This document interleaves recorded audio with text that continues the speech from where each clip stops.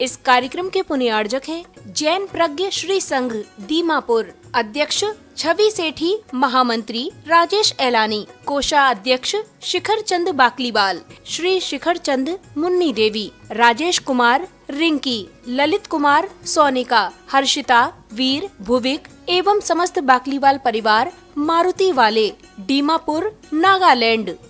अनिल कुमार, सविता, अमन, आयुषी, खुशी ठोलिया, इम्फाल, महेंद्र, मीना, कशवी, विधान सेठी, दीमापुर, सुमित, बीना, शब्द एवं रावी बगड़ा, विजयनगर।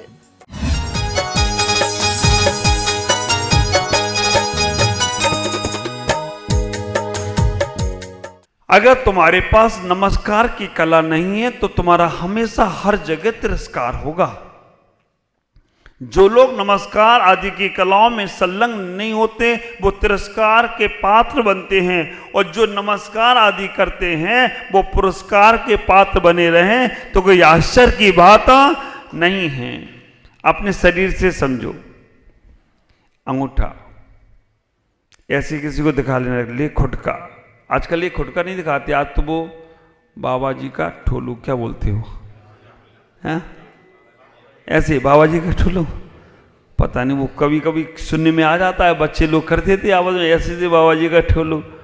ऐसे करने से, अंगूठा दिखाने से कभी भी पिटाई हो सकती है। अच्छा मुझे अंगूठा दिखाता है, और इसी अंगूठे को तुम ऐसे कर लो, तिलक लगा लो, तो अच्छे अच्छे सर तुम्हारे सामने झुका दें तो कोई आश्चर्य की बात नहीं है। जब किसी का सम्मान होता है तुम अंगूठे में लगाते हो, और उसको अंगूठे से भी लगाते हैं और उंगली से भी लगाते हैं। अंगूठे से जैसे तिलक करने जाओगे, ऊंचा खड़ा आदमी भी झुकने का प्रयास करेगा। तो जैसे ही तुम्हारा अंगूठा सीधे की जगह उल्टा होता है, वैसे ही आदमी झुक जाता है, बड़े से बड़ा आदमी। तो हमें इतना ही विचार करके रखना, जैसे ही हम दूसरे का सम्मान करते हैं हमारा सम्मान अपने आप होने लग जाता है। दूसरे को नमस्कार करते हैं हमारा नमस्कार अपने आप होने लगता है। ख्याल करो, उस नमस्कार की कला को सीखने का प्रयास करो।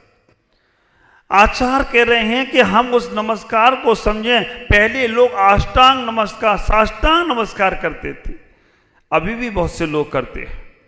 साष्टांग नमस्कार का मतलब है पूर्ण रूप से जमीन पर हम अपने 8 अंगों को समर्पित कर देना। साष्टांग नमस्कार, हे भगवान अब मेरे पास कुछ भी नहीं बचा, सब कुछ तुम्हारा ही है।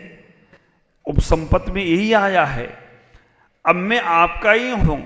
मेरे आचार्य भगवान गुरुदेव पुष्पदन सागर जी महाराज जब 1978 में, आप लोगों के जन्म तो हो गए होंगे, हमारा भी हो गया था 73 में, 68 में जब गुरुदेव आचार्य भगवान विद्यासागर जी महाराज के पास गए सन्यास लेने के लिए, उनकी मां लेके गई। उनकी मां लेके गई क्योंकि उनके 8 भाई थे आचार्यश्री और 4 बहनें, 12 की टीम थी पूरी आचार्यश्री की। तो उनकी मां मथुरा हवाई हमेशा कहती थी, बेटा तूने मेरी कोख से जन्म लिया है तो तू साधु बनना, तू साधु बनना। मेरे 8 बेटे हैं, लेकिन 8 बेटे में एक तो सन्यासी बनो, एक तो साधु बनना। आचार्य श्री कहते थे हमेशा घर में कि मां मैं क्यों सन्यासी बनूं, इनको सबको बनाओ, मेरे को नहीं बनना है। फिर भी वो रोज संस्कार देती थी। कुंद कुंद की मां संस्कार देती थी, शुद्धोसी, बुद्धोसी, निरंजनोसी, अपने बच्चे को पालने में खिलाया करती थी, यही संस्कार देती थी। सम्यक मां अपने बच्चों को इस प्रकार से संस्कार देती है। तो आचार्य की मां भी जब आचार्य भोजन करने बैठते थे तब भी कहती थी, आचार्य कभी कभी अब स्कूल कॉलेज में आ गए, कॉलेज की लाइफ तो अप टू डेट लाइफ है, अप टू डेट लाइफ में जीने वाला व्यक्ति घुंघराले बाल, टाई पैंट पहनकर, कोट पहनकर स्कूल जाने वाला, और मां कह रही सन्यासी बनना, सन्यासी बनना। कहते मेरी दोस्तों के सामने मेरी हंसी उड़ेगी, डॉक्टरेट की पढ़ाई करने वाले। लेकिन आचार्य तर्क करते थे कि सन्यासी बने बिना भी तो कल्याण हो सकता है। माँ कहती थी बेटा मोक्ष जाना है तो बिल्कुल नग्न होना ही पड़ेगा, ख्याल करना। और उन्होंने जब सम्यक रूप से नमस्कार किया, 1978 में पहुंचे।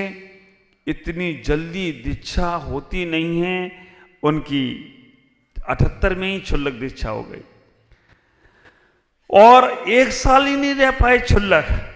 फिर गुरुदेव के पास पहुंच गए, महाराज ये कपड़े हमें अच्छे नहीं लगते हैं, इनको उतारना है, मेरा जैसे जन्म हुआ वैसा ही कर दो। उन्होंने कहा अभी दुपट्टा फेंक दो, क्षुल्लक से अलग बना दिया।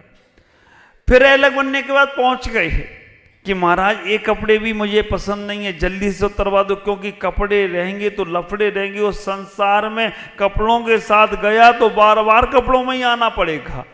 मुझे कपड़े में लिपट के नहीं जाना है, मुझे कपड़े से रहित होकर इस संसार से जाना है। ख्याल करना, आचार्य भगवान ने कहा ठीक है, अभी हमारे और भाई हैं, हम बाद में दीक्षा देंगे। आचार्य भगवान विमल सागर जी के पास चले गए और उन निमित्त ज्ञानी ने उन्हें पहचान लिया, दूर से पहचान लिया। तुम मुनि दीक्षा का विकल्प लेके जा रहे हो, छोड़ दो। और 17 तारीख को अलग बने, 17 जनवरी को, और 17 नहीं 31, 17 दिन केवल अलग रहे। 17 दिन अलग बने और अलग बने 17 दिन बाद 31 जनवरी जो आने वाली है, अभी 31 जनवरी को वो मुनि बन गए। केवल विनय गुण से ही आचार्य भगवान हमेशा आगे बढ़ते चले गए हों तो कोई आश्चर्य की बात नहीं है। और मैं भी आपसे कहना चाहता हूँ, बहुत ज्ञान ध्यान कर लो, बहुत तपस्या कर लो। अगर तुम्हारी विनय तुम्हारे गुरुओं के प्रति नहीं है, तुम्हारे भगवान के प्रति विनय नहीं है, तो तुम्हारा जो कुछ भी है वो भी तुम्हारा ही नहीं है। और विनय है तुम्हारे पास, कुछ भी नहीं हो तो भी तुम्हें सब मिलने वाला है, ये पक्की गारंटी की बात है। माँ बाप भी अपने उन बच्चों को अपना सब कुछ देने को तैयार होते हैं जो उनकी बात को मानते हैं, जो उनकी विनय आदर करते हैं। माँ बाप से भी कोई बहस करता हो, उनको भी माँ बाप कुछ देते नहीं हैं। ख्याल करो, हमें अपने नमस्कार को सम्यक करना है, हमें अपने परिणाम को सम्यक करना है। और जैसे जैसे हमारा नमस्कार सम्यक होगा, हमारा परिणाम सम्यक होगा, हमें सब कुछ अपने आप मिलता जाएगा। और ऐसे हमें मिलने वाला है, केवल आप भगवान के पास आओ तो नमस्कार करो। भगवान के पास नमस्कार में डिमांड नहीं करना, इच्छा नहीं करना कि हमें ये मिल जाए, मिलेगा सब तुम्हें तुम्हारे पुण्य से ही। हम लेकिन नमस्कार करते करते इच्छाएं रख लेते हैं कि हमें ये भी मिल जाए, वो भी मिल जाए। तो ख्याल करके रखना, इच्छाओं से, महत्वाकांक्षाओं से नमस्कार धूमिल हो जाता है। लेकिन भगवान को कहोगे नहीं तो मन हल्का भी नहीं होगा। कहो, भगवान से अपनी बात कहो, लेकिन भगवान पर ही छोड़ दो। भगवान अब आपको जैसा करना है वैसा करो, हमारी तो ये है, हमारा मन ये है, और भगवान जो करें वो अच्छा। ख्याल करके रखना, भगवान के माध्यम से गुरुओं पर श्रद्धा की है तो अगर आपका कोई काम होता है या नहीं भी होता है, फिर भी अगर आपने गुरु को बोल दिया है, प्रभु को बोल दिया है, अपना मन हल्का रखो, मन में संतुष्टि का भाव रखो। मन में संतुष्टि का भाव होता है तो हमारा जीवन बहुत आगे बढ़ता चला जाता है। पंडित जी यहाँ पर आचार्यों की बातों को आप तक पहुँचाने का प्रयास कर रहे हैं कि हमें अपने जीवन में नमस्कार की विद्या को सीखना है। हम नमस्कार के माध्यम से अपने जीवन को कहाँ से कहाँ तक पहुँचा सकते हैं। ख्याल करो, अकड़ा हुआ व्यक्ति उस वृक्ष के समान है। खजूर का वृक्ष है ना, बड़ा हुआ तो क्या हुआ, जैसे पेड़ खजूर, पक्षी को छाया नहीं, फल लागे अति दूर।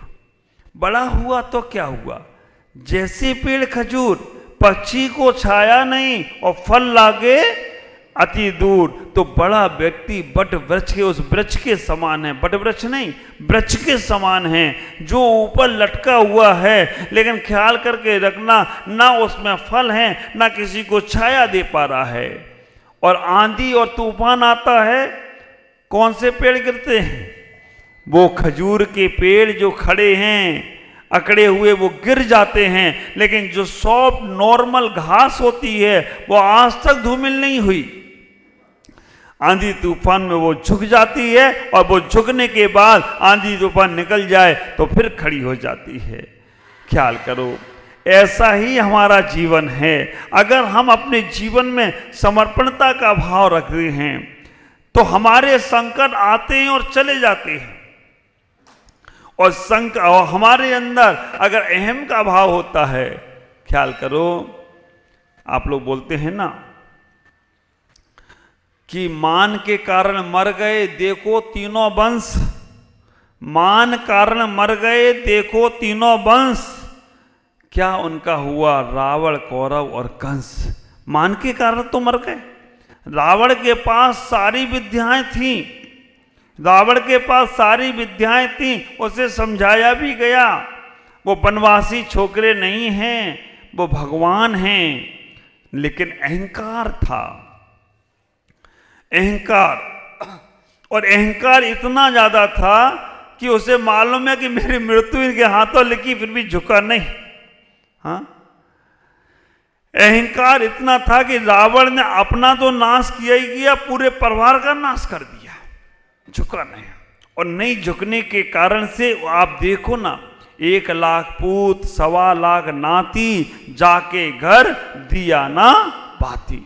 1 लाख पूत थे, 1.25 लाख नाती थे, लेकिन आखिरी में दिया बाती वाला भी नहीं मिला। ऐसा कथानक आता है अपने जिनागम में, तो कहते हैं उस घर में मोक्षगामी भी जीव। रावण का ये कैसा खानदान था कि कुछ जीव मोक्षगामी थे, कुछ जीव स्वर्गगामी थे और कुछ जीव नरकगामी थे। तीनों, अगर तीनों देखना है, शुभ उपयोग भी वहां था, शुद्ध से उपयोग भी वहां था और अशुभ उपयोग भी वहां था। एक ही जगह रह रहे, शुभ, अशुभ और शुद्ध तीनों उपयोगों को देखा जाए तो एक ही जगह हैं।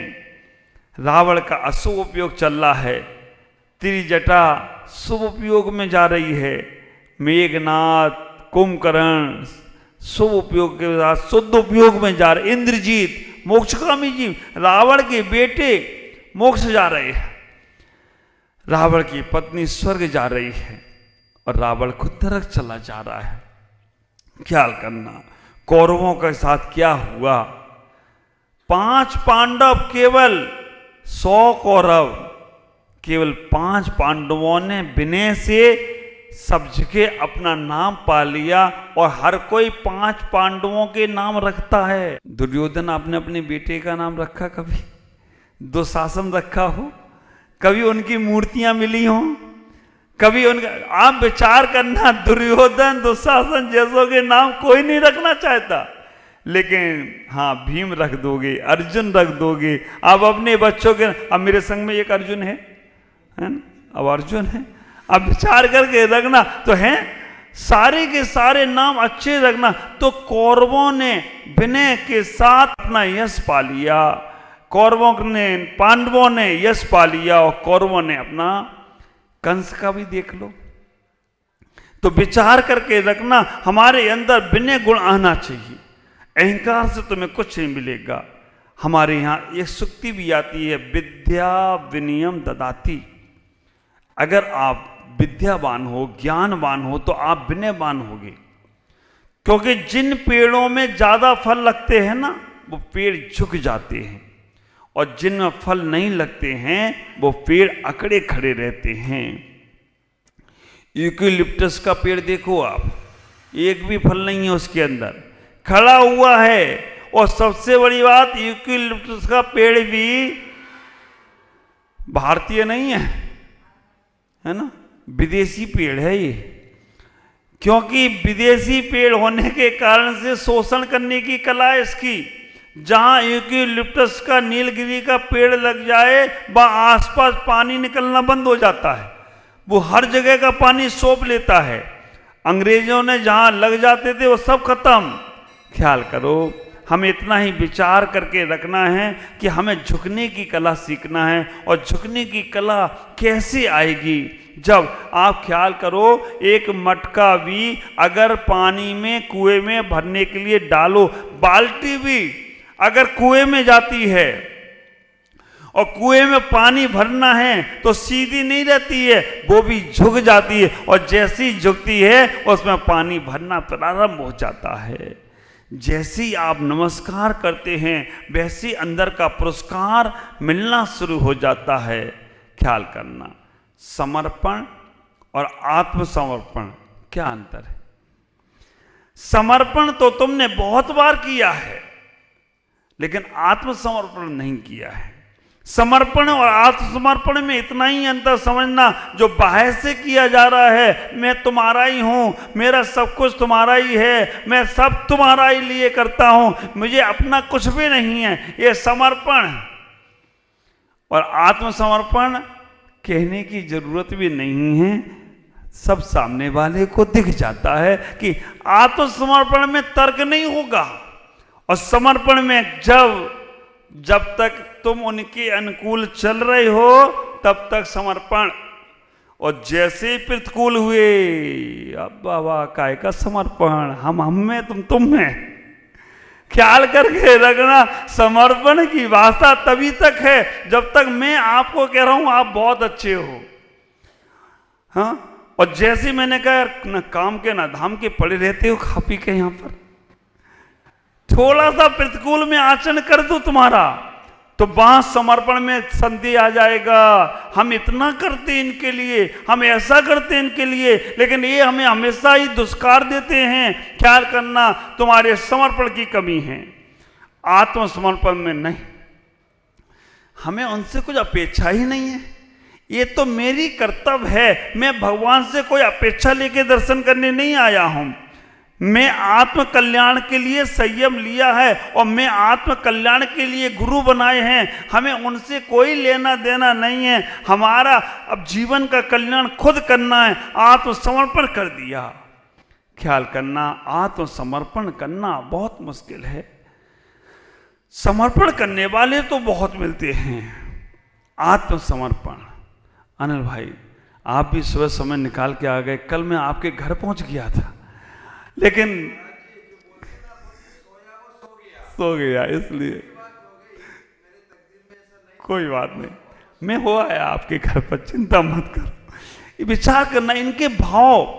अनिल भाई आने के साथ ही बोल दिए, महाराज जी मेरे घर में उधर से निकलो, 14 को आप जाओगे तो मेरे घर पर जरूर आप बाहर से सरसों डाल आना। इनका वो समर्पणता का भाव, फिर ये आए नहीं, मैं बाहर से ही सरसों डाल के आ गया कि चलो इनने समर्पण कर दिया था, बोल दिया था इनका काम।